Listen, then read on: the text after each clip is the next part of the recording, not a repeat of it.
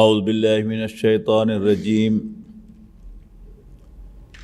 بسم اللہ الرحمن الرحیم وَكَأَيٍّ مِّن قَرْيَةٍ عَتَتْ عَنْ أَمْرِ رَبِّهَا وَرُسُلِهِ فَحَاسَبْنَاهَا حِسَابًا شَدِيدًا وَعَذَّبْنَاهَا عَذَابًا نُكْرًا فَذَاقَتْ وَبَالَ أَمْرِهَا وَكَانَ عَاقِبَةُ أَمْرِهَا خُسْرًا أعد الله لهم عذابا شديدا فاتقوا الله يا أولي الألباب الذين آمنوا قد أنزل الله إليكم ذكرا۔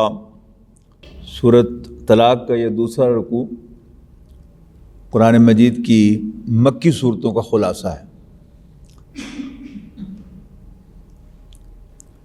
قرآن مجید کی مکی صورتوں میں ایمان کی دعوت دی گئی ہے اور مکے والوں کو وارن کیا گیا ہے کہ تم میرے نبی پر ایمان لے آؤ، ورنہ تمہارا حال بھی وہی ہوگا جو پچھلی قوموں کا ہوا جنہوں نے اپنی طرف بھیجے ہوئے رسولوں کو ماننے سے انکار کیا۔ تو فرمایا وَكَأَيٍّ مِّن قَرْيَةٍ عَتَتْ عَنْ أَمْرِ رَبِّهَا، کتنی ہی بستیاں تھیں جنہوں نے اپنے رب کے حکم اور اس کے رسولوں کا انکار کیا، ان سے بغاوت کی، سر اٹھایا۔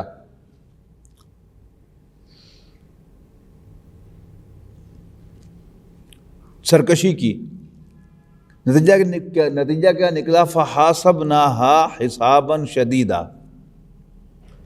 لہذا ہم نے ان کا بڑا سخت محاسبہ کیا۔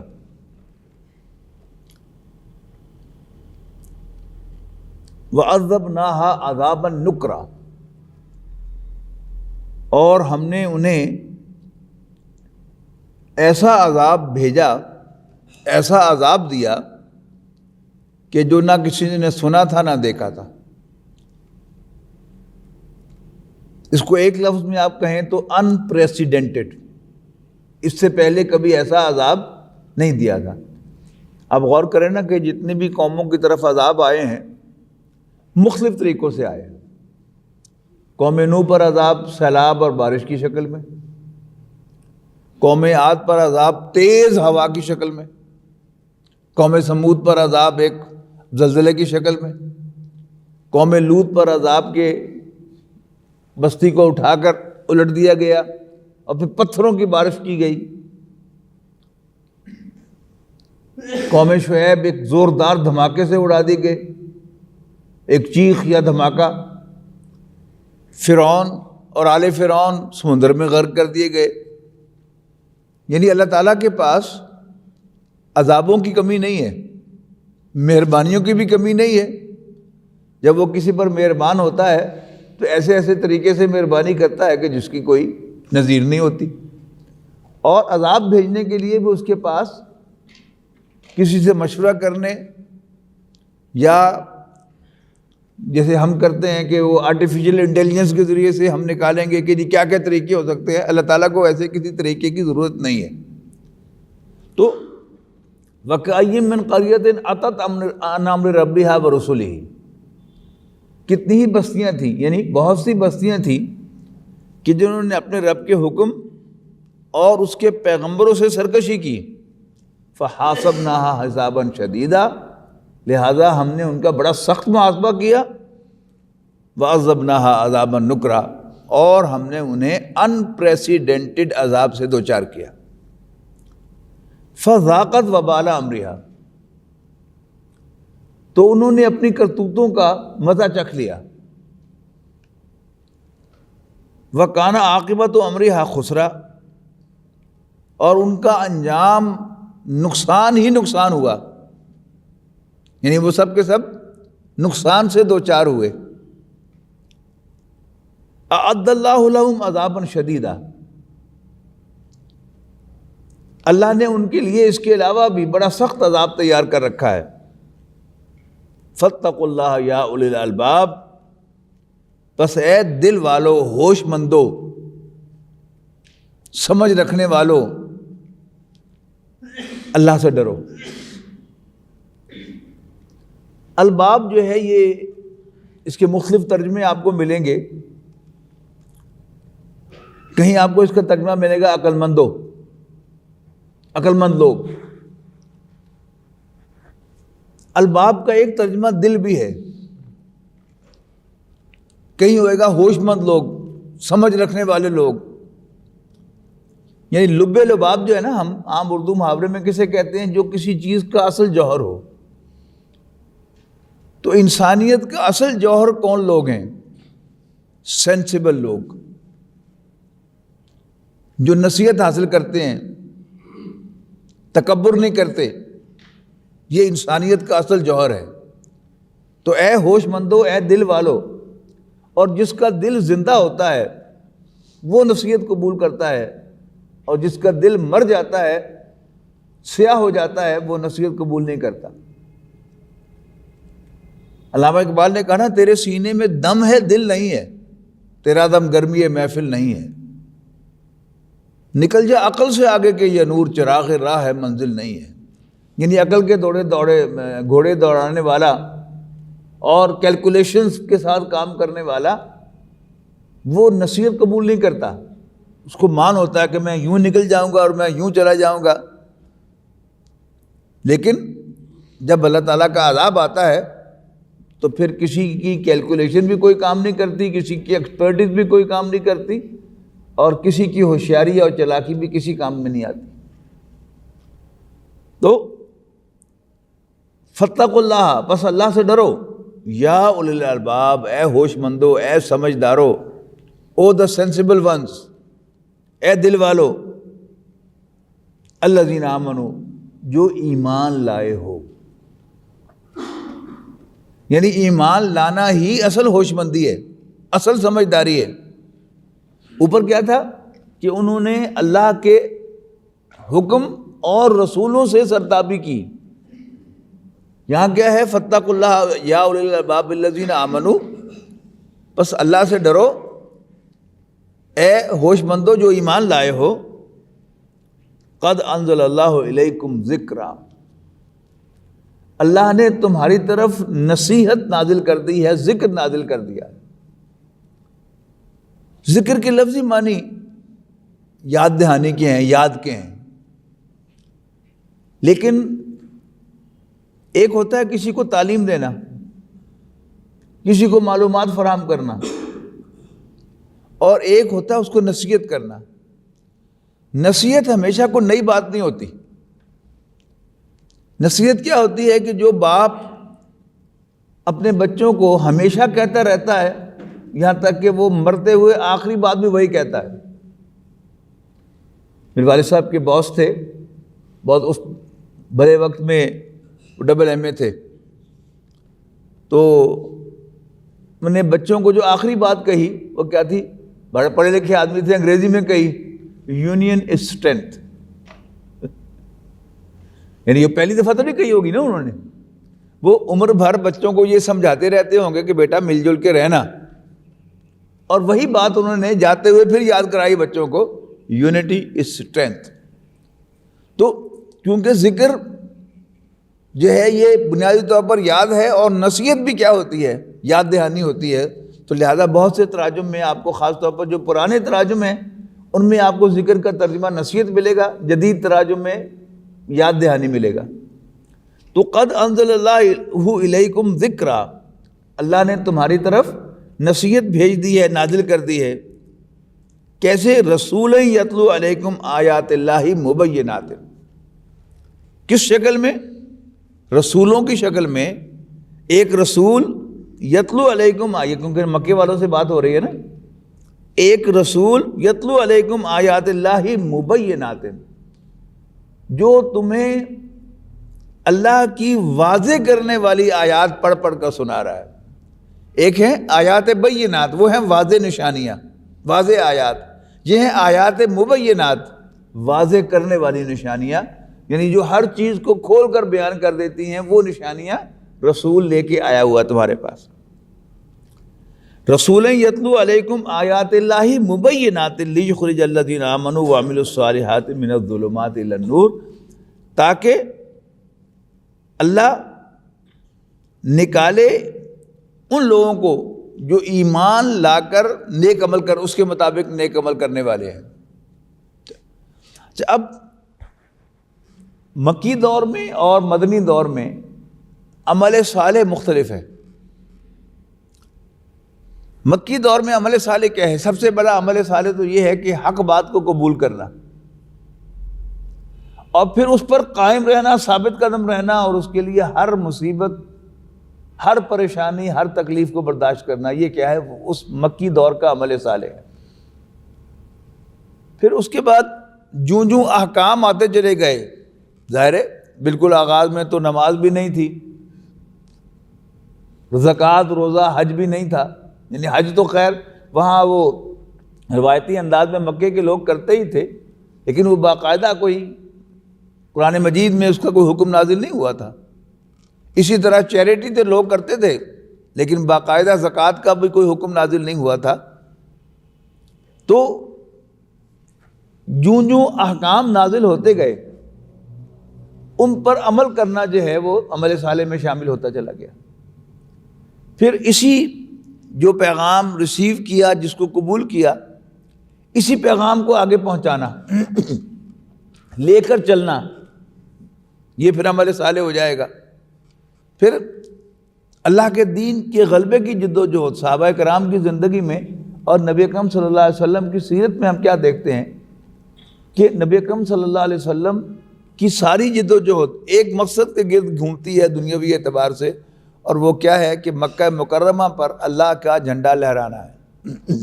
اور نبی اکرم صلی اللہ علیہ وسلم نے اپنی 21 سالہ جو جد و جہد ہے وحی کے آغاز سے لے کر اسی کے اندر آپ نے مکہ مکرمہ پر جھنڈا لہرا دیا۔ اب یہ کام ایک دن میں تو نہیں ہوا، یعنی اول روز سے جب آپ پر وحی کا آغاز ہوا تو سورہ مدثر بھی نازل ہو گئی، اور سورہ مدثر میں نبی اکرم صلی اللہ علیہ وسلم کو یہ کام سونپ دیا گیا کہ ربا کا فکبر، اپنے رب کو بڑا کرو۔ اب مکہ مکرمہ میں دعوت بھی اسی کا حصہ تھا، استقامت بھی اسی کا حصہ تھا، اور پھر مدنی زندگی کے اندر جا کر باقاعدہ قتال، تلوار کے ساتھ، اور جنگیں ایک کے بعد دوسری، دوسری کے بعد تیسری لڑنا، وہ سب کیا تھا؟ وہ اسی مقصد کے گرد تھا۔ تو عمل صالح جو ہے وہ ایمان کے مطابق جوں جوں احکام آتے رہیں ان پر عمل پیرا ہوتے رہنا، اور اللہ اور رسول کے سامنے سرکشی نہ کرنا، یہ بڑی اہم بات ہے۔ یعنی جہاں تک اعمال کا تعلق ہے ان میں پرفیکشن جو ہے وہ کبھی نہیں آ سکتی۔ یعنی اگر آپ لیول دیکھیں کہ نبی اکرم صلی اللہ علیہ وسلم کا جو لیول آف پرفیکشن ہے، صحابہ بھی اس پہ پورے نہیں اترتے، اور صحابہ کو جو لیول آف پرفیکشن ہے اس پر بعد کا کوئی ولی بھی پورا نہیں اترتا، ٹھیک ہے نا۔ پھر صحابہ کے اندر بھی جو مقام حضرت ابوبکر کا ہے وہ باقی صحابہ کا نہیں ہے، جو السابقون الاولون کا ہے، جو پہلے پہلے ایمان لائے، وہ بعد والوں کا نہیں ہے۔ لیکن اصل چیز کے جو مطلوب ہے وہ کیا ہے؟ یہاں سے بات کا آغاز ہوا کہ وَكَأَيٍّ مِّن قَرْيَةٍ أَتَتْ عَنْ أَمْرِ رَبِّهَا، رب کے حکم سے سرتابی انسان نہ کرے، آکڑ نہ دکھائے، اور جھکتا رہے اس کے سامنے، حکم مانتا رہے، جہاں کمی کوتاہی ہو جائے اس پر معافی مانگتا رہے، یہ مطلوب کیا ہے۔ تو جو عمل صالح آیا ہے یہاں پر خاص طور پر، یا جہاں بھی آیا ہے، اس وقت جو بھی دین کی پکچر موجود ہے، جو بھی تصور موجود ہے، اس کے ساتھ لگے رہنا اور اس کی کمپلائنس کرتے رہنا as much as one can, یہ عمل صالح۔ تو الذین آمنوا وعملوا الصالحات من الظلمات الی النور، جو ایمان لا کر اس کے مطابق نیک اعمال کرتے ہیں تو اللہ تعالیٰ کیا کرے گا؟ ان کو اندھیروں سے نکال کر روشنی میں لے آئے گا، اندھیرے کفر کے، اندھیرے شرک کے۔ وہی ایک اندھیرا وہ بھی ہے سرکشی اللہ کے سامنے، یعنی وہ کیا ہے؟ اندھیرا ہے، ان ساروں اندھیروں سے نکال کر روشنی میں لانا۔ قرآن مجید کی اصطلاحات کے اعتبار سے یہاں یہ بھی نوٹ کر لیجیے گا کہ قرآن مجید میں ہمیشہ ظلمات پلورل میں آیا ہے، جمع کے صیغے میں، اور نور واحد آیا ہے، یعنی اندھیرے کئی ہیں لیکن روشنی ایک ہے۔ آپ جہاں بھی دیکھیں قرآن مجید میں ظلمات اور نور کا ذکر آئے گا، نور واحد آئے گا اور ظلمات جو ہیں وہ جمع میں آئے گا، یعنی گمراہیاں بہت ساری ہیں، ہدایت ایک ہے، اندھیرے بہت سارے ہیں، روشنی ایک ہے۔ تو اللہ تعالیٰ انہیں نکالے گا اندھیروں میں سے نکال کر روشنی میں لے آئے گا۔ وَمَن يُؤْمِن بِاللَّهِ وَيَعْمَلْ صَالِحًا، اور جو کوئی بھی اللہ پر ایمان لائے گا اور نیک عمل کرے گا، یدخلہ جنات تجری من تحتہا الانہار خالدین فیہا ابدا۔ اب یہ آخرت کا ذکر آ گیا، یعنی اندھیروں سے نکال کر روشنی میں لانا، یہ تو دنیا میں بھی ہوگا، لیکن جو اگلی بات کی ہے وہی ایمان اور عمل صالح کے ساتھ کہ وَمَن يُؤْمِن بِاللَّهِ وَيَعْمَلْ صَالِحًا، جو بھی اللہ پر ایمان رکھے گا اور اکارڈنگلی نیک عمل کرے گا، یدخلہ جنات تجری من تحتہا الانہار، اللہ تعالیٰ اس کو ایسے باغات میں داخل کرے گا جس کے نیچے نہریں بہتی ہوں گی۔ اس کے بعد آ رہا ہے خالدین فیہا ابدا، یہ پلورل میں آ گیا، ہمیشہ ہمیشہ ان میں رہنے کے لیے۔ یہاں ایک اور قاعدہ جو ہے اس کو ذہن میں رکھیے گا کہ عربی زبان میں من ہمیشہ واحد مذکر ٹریٹ ہوتا ہے ٹیکنیکلی، خواہ وہ ایک مرد کے لیے ہو یا ایک سے زیادہ مردوں کے لیے ہو، خواہ وہ ایک عورت کے لیے ہو یا ایک سے زیادہ عورتوں کے لیے ہو، لیکن جب بھی من آئے گا تو واحد ٹریٹ ہوگا۔ اس کی ٹپیکل مثال جو ہے وہ آپ کو 22ویں پارے کے شروع میں ملتی ہے، وَمَن يَقْنُتْ مِنْكُنَّ، یعنی ازواج مطہرات سے خطاب ہے، جو کوئی بھی تم میں سے فرما برداری اختیار کرے گی اللہ اور اس کے رسول کی، تو آگے کہہ رہا ہے کنہ، تم سب میں سے، لیکن جب پہلا حصہ ہے وہ من کے ساتھ ہے تو واحد مذکر کا صیغہ ہے اس کے ساتھ۔ یقنت واحد مذکر ہے، اس کا مؤنث تو تقنت ہونا چاہیے تھا اور اس کی جمع تقتن ہونا چاہیے تھی، لیکن نہیں، وَمَن يَقْنُتْ مِنْكُنَّ۔ اسی طرح یہاں آپ نوٹ کیجئے گا کیونکہ خالدین فیہا ابدا، لہذا ہم ترجمہ اس کو واپس دوبارہ کریں گے جمع کے صیغے میں، وَمَن يُؤْمِن بِاللَّهِ وَيَعْمَلْ صَالِحًا يُدْخِلْهُ جَنَّاتٍ تَجْرِي مِن تَحْتِهَا الْأَنْهَارُ، اور جو لوگ اللہ پر ایمان لائیں گے اور اکارڈنگلی نیک عمل کریں گے تو اللہ انہیں ایسے باغات میں داخل کرے گا جن کے نیچے نہریں بہتی ہوں گی، خالدین فیہا ابدا، ہمیشہ ہمیشہ ان میں رہنے کے لیے۔ قد احسن اللہ لہ رزقا، تو اللہ نے ایسے شخص کے لیے یا ایسے لوگوں کے لیے خوب اچھا رزق جو ہے وہ تیار کر رکھا ہے۔ اللہ الذی خلق سبع سماوات ومن الارض مثلہن، اللہ نے 7 آسمان بنائے، ومن الارض مثلہن، اور زمینیں بھی ایسے ہی۔ اب اس کے ایک مفہوم تو یہ لیا گیا ہے کہ جیسے 7 آسمان اللہ تعالیٰ نے بنائے ہیں ایسے 7 زمینیں بھی بنائی ہیں، اور اشارہ ملتا ہے احادیث میں کہ جس میں پتہ چلتا ہے کہ اللہ تعالیٰ نے ایسی اور زمینیں بھی بنائی ہیں اور عالم بھی بنائے ہیں، یہ ہمارا عالم ہے جس میں ہم رہ رہے ہیں۔ جیسے ایسٹرونومی بھی ہمیں خبر دیتی ہے نا کہ کئی گلیکسیز ہیں اور وہ سورج سے زیادہ بڑی گلیکسیز ہیں، یعنی اس ایک تو سورج کی گلیکسی ہے نا، اور اس کے گرد یہ جو سیارے، زمین ہے، چاند ہے، مریخ ہے، فلاں ہے، یہ سارے کیا ہیں؟ یہ سورج کی گلیکسی کے سیارے۔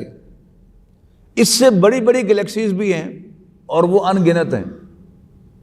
تو کیا عجب کہ اللہ تعالیٰ نے ایسی ہی کوئی زمین اور بھی بنائی ہو۔ 7 آسمان تو بار بار اس نے ذکر کیا ہے کہ میں نے 7 آسمان بنائے ہیں، تو یہاں بھی اس کا ذکر کیا، اللہ الذی خلق سبع سماوات، اللہ ہی ہے کہ جس نے 7 آسمان بنائے ہیں، ومن الارض مثلہن، اور ان جیسی زمینیں بھی۔ اس کا ایک سادہ سا مفہوم یہ بھی لیا جا سکتا ہے کہ یہ 7 بر اعظم ہے زمین کے، ان کی طرف اشارہ کر دیا گیا ہو، لیکن اصل میں یہ آیات وہ ہیں کہ جن کا ہدایت کے ساتھ کوئی تعلق نہیں ہے۔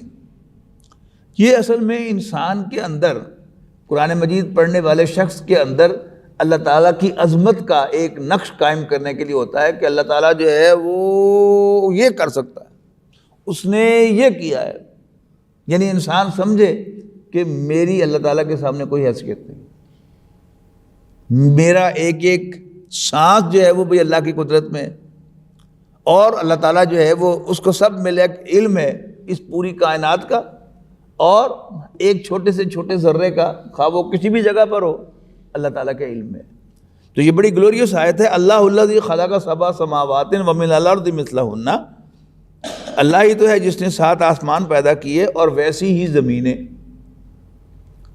یتنزل الامر بینہن، اور ان سب کے اندر، ان سب کے درمیان اللہ کے احکام اترتے رہتے ہیں۔ مراد کیا ہے کہ یہ زمین و آسمان، 7 آسمان، ان کے درمیان جو کچھ ہے، اور زمینیں اور سارے بر اعظم، کوئی اس حصہ ایسا نہیں ہے کہ جو آزادی سے خود چل رہا ہو، حادثاتی طور پر چل رہا ہو، نہیں، ان سب کے اندر اللہ تعالیٰ کے احکام جاری و ساری رہتے ہیں۔ جیسے یہ میرا جسم ہے، یہ آپ سے آپ تو نہیں چل رہا، اس پر اللہ تعالیٰ کے احکام جاری و ساری ہیں۔ جیسے نبی اکرم صلی اللہ علیہ وسلم نے فرمایا نا کہ ایک لقمہ جو تم کھاتے ہو، اللہ سے اجازت طلب کرتا ہے کہ میں اس شخص کے لیے تقویت کا باعث بنوں یا ہلاکت کا باعث بنوں۔ ایک پانی کا گھونٹ جو ہے وہ بھی اگر اللہ کی اجازت ہے تو وہ میرے لیے تقویت کا باعث ہے، اور اگر اللہ چاہے تو اسی کو میرے لیے ہلاکت کا باعث بھی بنا سکتا ہے۔ یعنی اللہ تعالیٰ نے نارملی کیا کیا ہے کہ خوراک جو ہے وہ خوراک کی نالی میں سے ہو کر معدے میں جاتی ہے، اور اس کے ساتھ ہی ہوا کی نالی بھی ہے۔ اب اللہ تعالیٰ نے اس کے اوپر ایک ڈھکن رکھا ہوا ہے کہ جب ہم کوئی چیز کھاتے ہیں تو وہ خوراک کی نالی جو ہے وہ بند ہو جاتی ہے اور ادھر کچھ نہیں جاتا۔ لیکن بعض اوقات ایسا ہوتا ہے نا کہ ہم کھانا کھاتے ہوئے گفتگو کر رہے ہیں یا ہنسی آ گئی ہمیں، تو اب ہنسی اور گفتگو کا تعلق خوراک کی نالی کے ساتھ نہیں ہے، وہ ہوا کی نالی کے ساتھ ہے، اور ذرا ایک قطرہ بھی پانی کا اگر ادھر چلا جائے تو دن میں تارے نظر آتے کہ نہیں؟ یعنی یہ اللہ تعالیٰ کا وہ نظام ہے جو اس نے ہمیں عطا کیا ہے۔ یعنی ایک قطرہ پانی کا وہ ہلاکت کا باعث بھی بن سکتا ہے، تقویت کا باعث بھی بن سکتا ہے، لیکن آپ سے آپ نہیں، اللہ تعالیٰ کے حکم کے مطابق۔ تو یتنزل الامر بینہن، اللہ تعالیٰ کا حکم نازل ہوتا رہتا ہے ان کے بیچوں بیچ، یعنی جاری و ساری ہے ان سب کے اندر۔ اور اللہ کیوں بتا رہا ہے؟ لِتَعْلَمُوا، تاکہ تمہیں معلوم ہو جائے، تم جان لو، ان اللہ علی کل شیء قدیر، کہ اللہ ہر چیز پر قادر ہے، اس کی قدرت سے کوئی چیز باہر نہیں ہے۔ یعنی یہ جو سانس ہم لیتے ہیں یہ بھی اللہ کی اجازت سے آتا ہے، اللہ کے علم کے مطابق آتا ہے۔ جب تک اللہ چاہے گا یہ سانس آتا رہے گا، اور جب اللہ تعالیٰ اسے روک دے گا تو یہ رک جائے گا۔ یہ دل جو ہمارا دھڑک رہا ہے اللہ تعالیٰ کی اجازت سے، اس کے حکم سے دھڑک رہا ہے، اور جب حکم آ جائے گا کہ بھئی اگلی دفعہ تم نے نہیں دھڑکنا، تو ہم کتنے بڑے فن خواہ کیوں نہ ہو، ہمارا دل اس کے بعد نہیں دھڑکے گا۔ ہمارے گردے، ہمارا جگر یہ کام کر رہے ہیں نا، اللہ تعالیٰ کے حکم سے کر رہے ہیں۔ جب تک اللہ کا حکم ہوگا تو یہ صحیح کام کرتے رہیں گے، اور جب اللہ کا حکم نہیں ہوگا تو یہ ایک قطرہ بھی پیشاب کا مزید نہیں بنا سکتے اور گردے فیل ہو جائیں گے۔ یہ تو ہماری اصطلاحات ہے نا، گردے فیل ہو گئے۔ اصل بات کیا ہے کہ اللہ کا حکم آ گیا کہ بس اب تم نے کام نہیں کرنا، یا اتنا کام کرنا ہے اتنا نہیں کرنا، تو ہم کہہ رہے ہیں فیل ہو گئے. لیکن اصل بات کیا ہے؟ یہ سب اللہ کے احکام ہے کہ جو جاری و ساری ہے. یعنی یہ جو ساری کائنات چل رہی ہے، پودے اگ رہے ہیں، جانور پیدا ہو رہے ہیں، انسان بھی پیدا ہو رہے ہیں، ہوائیں چل رہی ہیں، یہ اللہ تعالیٰ کی قدرت سے، اس کے حکم سے چل رہی ہے. اللہ تعالیٰ کو حکم نہ ہو تو جیسے قرآن مجید میں کہا بھی گیا ہے نا کہ یہ جو بادبانی کشتیاں ہیں یہ تمہارے لیے بہت بڑی نشانی ہے. جو پہاڑوں جیسے بینرز ہوتے ہیں ان کے، وہ بادبان ہوتے ہیں ان کے، تم سے دور سے دیکھتے ہوئے ایسے معلوم ہے جیسے ایک پہاڑ ہے کہ یہ پہاڑ ہے کہ یہ پہاڑ ہے. اور اگر اللہ چاہے تو ہوا کو روک دے تو تم سمندر کی سطح پر، دریا کی سطح پر کھڑے کے کھڑے رہ جاؤ. ٹھیک ہے نا؟ پھر یہ جو اس ہوا کے اندر ہم سانس لے رہے ہیں یہ بھی اللہ نے بنائی ہے نا، اور آکسیجن بھی اللہ نے بنائی ہے، کاربن ڈائی آکسائڈ بھی اللہ نے بنائی ہے، ہائیڈروجن بھی اللہ نے بنائی ہے. تو اللہ تعالیٰ نے یہاں پر رکھی ہوئی ہے تو ہم اس میں سانس لے رہے ہیں. لیکن اگر اللہ چاہے گا تو ہم اس میں سانس نہیں لے سکیں گے. یعنی ہوا کو بھی اللہ تعالیٰ لے جا سکتا ہے، ساکن کر سکتا ہے، اور ہمارا جو نظام ہے سانس لینے کا اور سانس باہر نکالنے کا، دل کی دھڑکن، خون کا ادھر سے ادھر جانا، ادھر سے ادھر آنا، ہمارے گردوں کا، جگر کا کام کرنا، یہ سب کیا ہے؟ یہ اللہ تعالیٰ کی اجازت کے محتاج ہیں، اس کی قدرت کے تحت چل رہے ہیں. تو یتنازل الامر بینہن لتعلموا ان اللہ علی کل شیء قدیر وان اللہ قد احاط بکل شیء علما. اور یہ کہ اللہ کا علم ہر چیز کا احاطہ کیے ہوئے ہے. یعنی چھوٹی سے چھوٹی چیز جو ہے وہ بھی اللہ کے علم میں ہے. یعنی جو فزیکل وجود رکھنے والی چیزیں ہیں وہ تو ہیں ہی، وہ جو نظر آنے والی چیزیں نہیں ہیں وہ بھی اللہ کے علم میں ہیں. مراد میری کیا ہے؟ میرے دل میں جو ارادے پیدا ہو رہے ہیں، میرے دل کے اندر جو نیت ہے، میں کام تو بظاہر اچھا کر رہا ہوں، آپ سب کو بڑا اچھا کام نظر آ رہا ہوگا، لیکن میرے دل میں نیت کیا ہے؟ میں آپ کو امپریس کرنے کے لیے کر رہا ہوں، اپنا نام بنانے کے لیے کر رہا ہوں، اپنی شہرت حاصل کرنے کے لیے کر رہا ہوں. یہ تو میرے دل کی ایک حقیقت ہے نا. اللہ تعالیٰ کو وہ بھی علم ہے. اور قیامت کے دن کیا ہوگا؟ یعنی جو اعمال نامہ ہے، جب میں چھوٹا تھا تو میں سمجھتا تھا کہ وہ لکھا ہوا اعمال نامہ ہے، اور میں سوچتا تھا کہ اس میں وہ کتنا بڑا رجسٹر ہوگا کہ جس میں وہ اعمال لکھے ہوئے ہیں، نیکیوں کا رجسٹر، برائیوں کا رجسٹر. پھر ذرا آگے چل کے پتہ چلتا ہے کہ اللہ تعالیٰ اس میں سے معافی دے دیتا ہے، تو اعمال جو ہے وہ وہاں نیکیوں کی جگہ پر، برائیوں کی جگہ پر نیکیاں لکھ دیتا ہے. تو پہلے مانتے تو تھے، لیکن اب ڈیجیٹل ٹیکنالوجی نے آ کر اس کو سمجھنا بڑا آسان بنا دیا. یعنی وہ جو رجسٹر ہے اگر وہ ڈیجیٹل ہو تو پھر وہ کتنی جگہ گھیرے گا؟ پھر تو شاید میرے پورے جسم میں پتہ نہیں کہاں کہاں اس کے پرنٹ موجود ہیں، سارے نیورونز کے اندر، اور اللہ تعالیٰ کے حکم دے گا اور وہ سب کچھ جو ہے سامنے آ جائے گا. یعنی انسان کی ٹیکنالوجی جو ہے اس میں 2 تاریں آپ نوٹ کیجئے گا نا، انہی 2 تاروں میں سے بجلی جو ہے وہ چل رہی ہے، انہی 2 تاروں میں سے ٹیلی فون جو ہے اس کی باتیں ہو رہی ہیں، انہی 2 تاروں میں سے آگے انٹرنیٹ جو ہے وہ جا رہا ہے، اور پھر اس سے ایک طرف سے ایک انفارمیشن جا کر وہ الیکٹرانک وائر کے اندر جاتی ہے، اور پھر دوسرے کونے پر اس کو پھر سارٹ آؤٹ کر کر پھر آپ جو ہے وہ تصویریں بھی نکال لیتے ہیں، آواز بھی نکال لیتے ہیں واپس، اور سب کچھ جو ہے وہ واپس آ جاتا ہے. تو اگر میری اور آپ کی بنائی ہوئی ٹیکنالوجی کے اندر یہ سب کچھ ہو سکتا ہے، تو اللہ تعالیٰ جس کی نقل مار کے ہم نے یہ ساری ٹیکنالوجی بنائی ہے، کیا اس کے لیے یہ ممکن نہیں ہوگا؟ تو وہ سب کچھ جو ہے وہ کیا ہے؟ وہ اللہ کے علم میں ہے. میرے اندر کیا کچھ ہو رہا ہے وہ بھی اس کے علم میں ہے، میرے دل میں کیا کچھ خیالات اور نظریات اور نیتیں پیدا ہو رہی ہیں وہ بھی اس کے علم میں ہے. اور ایک ایک پتا، یعنی اس میں قرآن مجید میں ہے نا کہ خشک اور تر پتوں کا گرنا کنپلوں کا نکلنا، پھلوں کا آنا، پھلوں کا پکنا، اور پھر پتوں کا جھڑنا، یہ سب اللہ کے علم ہے۔